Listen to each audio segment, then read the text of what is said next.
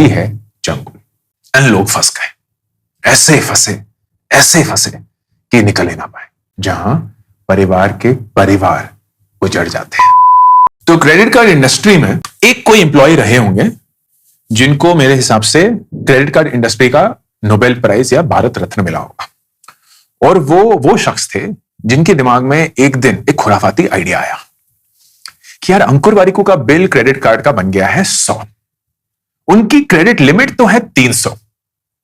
तो ऐसा नहीं है कि इस 100 से उनका क्रेडिट कार्ड जो है वो एकदम गला घुट गया है, कहीं जीने सांस लेने की कोई जगह ही नहीं बची, ठीक ठाक ही है।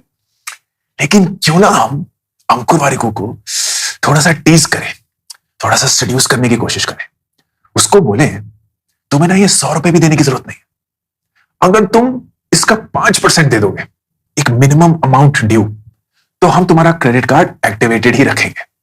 तो 300 की लिमिट है, बेइंतहा और यूज करो, नहीं यूज करना है वो भी मत करो, हर महीने तुम्हें सिर्फ 5% जो तुम्हारी टोटल आउटस्टैंडिंग है वही देनी है।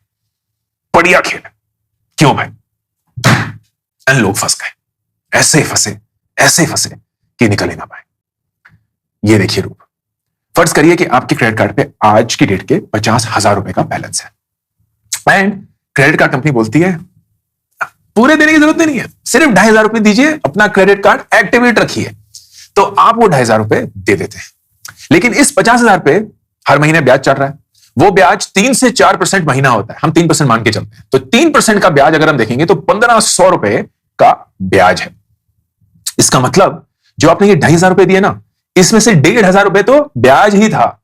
इस 50,000 रुपए को घटाने की तरफ सिर्फ 1,000 रुपए ही गए, which is the difference of these two amounts, principal minus the interest charge. मतलब महीने के एंड पे आपके 50,000 2,500 रुपए देने के बावजूद सिर्फ 49,000 ही हुए हैं।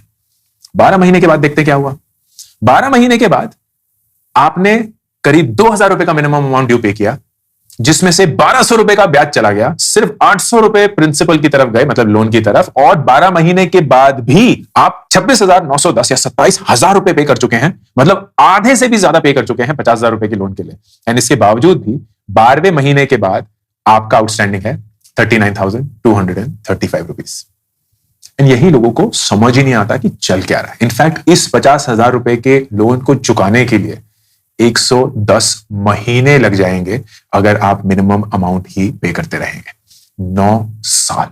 उस दौरान आप इस 50,000 रुपए को चुकाने के लिए 1,15,000 रुपए दे चुके होंगे, मतलब 65,000 रुपए ज्यादा। ये 3% ब्याज पे। अगर खुदा ना खास्ता आपने कोई ऐसा क्रेडिट कार्ड पकड़ लिया हो जिसका इंटरेस्ट चार्ज महीने का 5% है, विच इज द इक्विवेलेंट ऑफ वो कितना आपसे मिनिमम अमाउंट ड्यू चार्ज करते हैं, तो आपका कभी भी लोन चुकेगा ही नहीं, वो हमेशा 50,000 रुपए रहेगा। और अगर होता नहीं है, लेकिन अगर आपने कोई ऐसा क्रेडिट कार्ड ले लिया जिसका ब्याज 6% महीना होता नहीं है, लेकिन अगर हो तो ये समझना जरूरी है, आपका अमाउंट हमेशा बढ़ता रहेगा, कभी घटेगा ही नहीं। यूजुअली 3 से 4% के बीच में। तो 50,000 रुपए का बिल पे करने के लिए 9 साल लग जाएंगे अगर 3% ब्याज है महीने का। अगर 4% महीने का ब्याज है तो 17 साल लग जाएंगे अगर आप मिनिमम अमाउंट ड्यू पे करते रहे। यही है चंगुल, यही है वो कस्टमर इंटरेस्ट जहां परिवार के परिवार उजड़ जाते हैं।